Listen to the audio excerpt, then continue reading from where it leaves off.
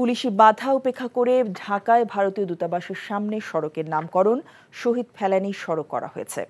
রাজধানী বারিধারায় ভারতীয় দূতাবাসের সামনে সড়কেই নামকরণ করে পিপলস অ্যাক্টিভিস্ট কোয়ালিশন প্যাক নামের একটি সংগঠন। সড়কটির নাম পরিবর্তনের অনুমতি না থাকায় পুলিশ তাদের বাধা দেয়। এক পর্যায়ে পুলিশের সঙ্গে সংগঠনটির নেতাকর্মীদের বাগবিতণ্ডা হয়। এ সময় ভারত বিরোধী স্লোগান দেয় তারা। পরিস্থিতি নিয়ন্ত্রণে উপস্থিত ছিল সেনাবাহিনীও। তবে শেষ পর্যন্ত দূতাবাসমুখী সড়কের প্রবেশপথে স্থাপন করা হয় ফেলানীর নাম ফলক।